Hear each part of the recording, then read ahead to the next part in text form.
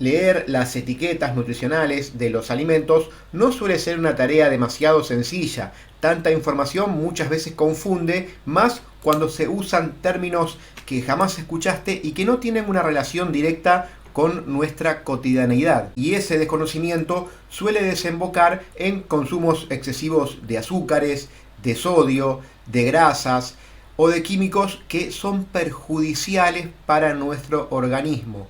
Por eso quiero invitarte a que hoy en este breve video veamos algunos puntos a tener en cuenta para aprender a leer las etiquetas de los alimentos y así ver cuáles son los que más nos conviene consumir. Y empecemos por algo que es muy importante y es determinar cuántas porciones contiene cada envase. Si te fijas, los alimentos suelen discriminar esto y decirnos esa información, pero también a veces esto suele ser un engaño, porque muchas veces tendemos a pensar que estos números corresponden a las cantidades totales del envase, tanto en valores calóricos como en macronutrientes, que son las proteínas, grasas y carbohidratos, y en micronutrientes, que son los minerales y las vitaminas. Por eso siempre tenés que tener en cuenta eso para evitar caer en engaños o en errores. La información nutricional debe leerse por cantidad de porción y luego de eso ver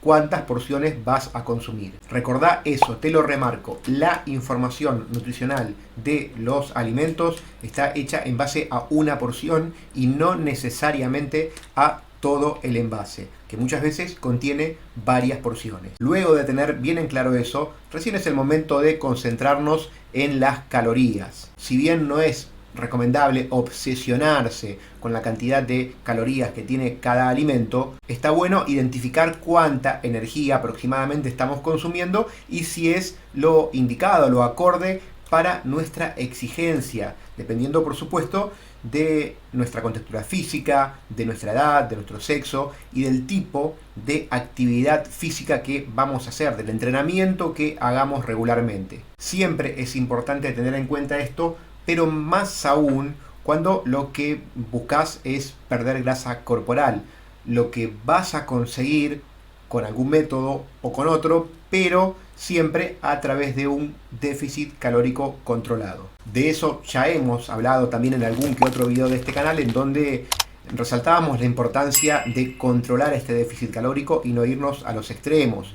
De poco o nada nos va a servir que ese déficit sea muy pequeño, casi nulo, y tampoco va a servir exagerar ese déficit porque pondremos en juego a nuestra salud y además no vamos a poder cumplir con nuestros entrenamientos.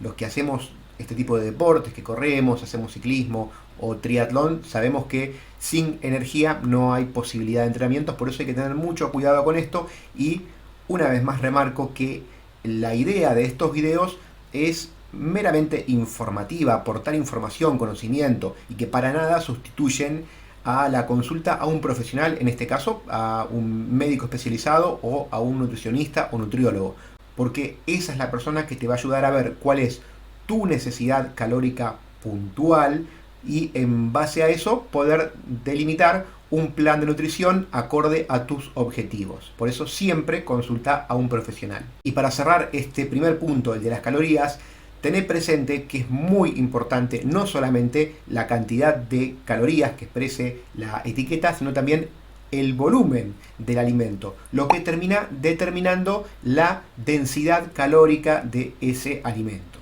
Ahora, siguiendo con la lectura de las etiquetas, vamos a ver que muchas veces los fabricantes suelen discriminar a las grasas totales entre grasas saturadas, grasas trans, colesterol, y también consideran aportes de sodio, carbohidratos totales, fibra, azúcares y proteínas. A veces, y solamente a veces, dependiendo también de la legislación, en el país donde estés y para donde esté hecho ese producto, puede haber información de vitaminas y esto suele ocurrir debajo de esta línea negra.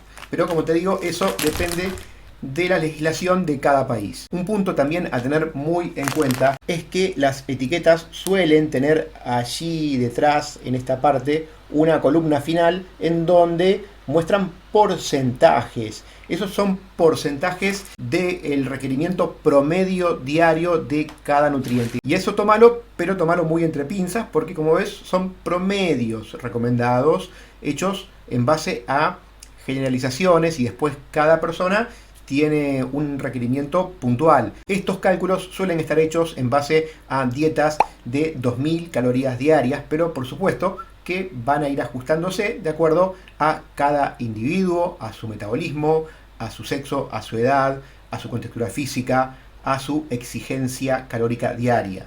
Imagínate que, por dar un ejemplo, no es lo mismo una mujer de 1,65 m de altura, de 55 kilos de peso, que haga ejercicios de forma exigente, de alto rendimiento, varias veces por semana, 6-7 veces por semana, a un hombre de 55 años que pese 90 kilos y que haga ejercicios leves a moderados 2 o 3 veces por semana. Y ahí te nombro solamente 2 casos al azar, pero en el medio hay un montón de posibilidades, infinitas posibilidades. Por eso remarco esta necesidad de que visites a un especialista y veas cuál es tu gasto calórico y tus necesidades nutricionales puntuales. Más allá de esto de las calorías, a la hora de leer las etiquetas, fíjate de priorizar los alimentos que tengan la menor cantidad posible de grasas, azúcares y de sodio, y que en contraste a eso tengan la mayor cantidad posible de micronutrientes, especialmente de vitaminas. Por eso te digo que a veces es una lástima que en legislaciones de algunos países no es obligatorio que tengan la cantidad de vitaminas, solamente de algunos nutrientes. Por eso fíjate si podés esto. Y otra forma de ayudarte en esto es a través de plataformas online que son gratuitas, como MyFitnessPal o Fat Secret. Creo que son las dos más grandes, por lo menos las que yo uso, y no he tenido nunca problemas. Ahí pones los alimentos en las bases de datos y te van a dar información de sus valores nutricionales, tanto de alimentos envasados como de alimentos que vienen en su estado natural, como por ejemplo las frutas que no tienen etiqueta. Y siempre la recomendación es esa: tratar de priorizar alimentos que no tengan etiqueta. Siempre van a ser mejores que los alimentos procesados. Repasemos entonces algunas recomendaciones generales a la hora de ver las etiquetas de los alimentos y aprender a leerlas.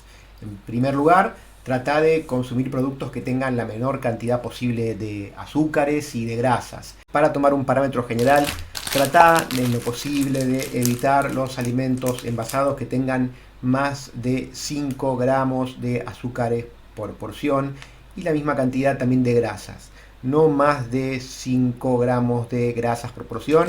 Siempre lo menos posible va a ser mejor. Y mucho más si se trata de grasas trans o saturadas, que son poco recomendables para nuestra salud, e inclusive, digamos, peligrosas si las consumís en exceso y de forma repetida. A la hora de hablar de la densidad calórica y la saciedad, también es interesante ver la cantidad de fibra. Los alimentos con más fibra nos producen más saciedad y por eso hacen que no tengamos que estar todo el día comiéndolos. Por eso busca también alimentos que tengan buenas cantidades de fibra. Lo mismo pasa con las proteínas. Mientras más proteínas tengas, mejor. De los 3 macronutrientes, que son los 3 importantes, creo yo que la proteína es por ahí el más difícil de conseguir. Grasas y carbohidratos conseguimos por todos lados, pero proteínas a veces cuesta un poquito más. Por eso busca priorizar alimentos que tengan proteína, preferentemente que tengan un poco más de 5 gramos por porción. De ahí en adelante siempre va a estar bueno para ir incorporando y cubrir la necesidad diaria que muchas veces no cubrimos. También debemos ser muy cuidadosos con la cantidad de sodio, dependiendo de la condición física, de los objetivos deportivos. Es prudente vigilar la cantidad de su consumo diario. En algunos casos, el consumo excesivo de sodio puede contribuir a la retención de líquidos y al empeoramiento de otras enfermedades. Y tener muy presente esto: el sodio no solamente es la cantidad de sal que le echamos a los alimentos. Mucha gente se confunde con eso y piensa que restringiendo solamente la cantidad de sal de mesa va a restringir solo con eso la cantidad de sodio, y después comemos alimentos de cualquier tipo, alimentos envasados, alimentos procesados, que tienen cantidades de sodio muy grandes. Algunos un poco más visibles, otros que no tenemos muy en cuenta, pero que también contienen cantidades de sodio muchas veces elevadas, y por eso fíjate en ese punto. También otra cosa de la que creo que es interesante desconfiar es de los nombres raros, de palabras que no sabes qué quieren decir. A veces, como te digo, son puestas ahí a propósito como para que no sepas muy bien de qué se trata y tampoco te los cuestiones demasiado. Pero empezá a cuestionarte esas cosas. Cuando no sepas bien qué es esa palabra rara atrás de un alimento, desconfía. Y la premisa debería ser: si tu cerebro no puede entender qué es lo que hay en ese alimento, muy posiblemente tu aparato digestivo tampoco pueda procesarlo demasiado.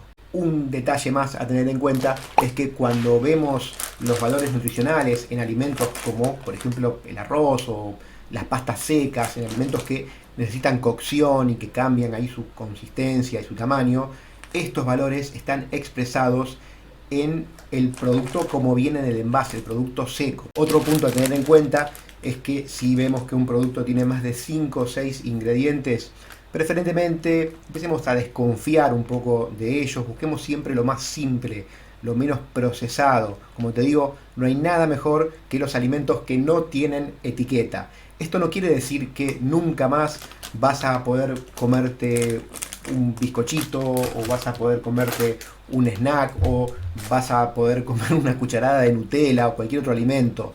Esto quiere decir que tenés que cuidar tus hábitos, como ya lo hemos visto más de una vez en este video, por lo menos mi punto de vista, que es el mismo que tienen muchos profesionales con los que muchas veces hacemos estos videos. Tiene que ver con cuidar los hábitos sin irnos a los extremos.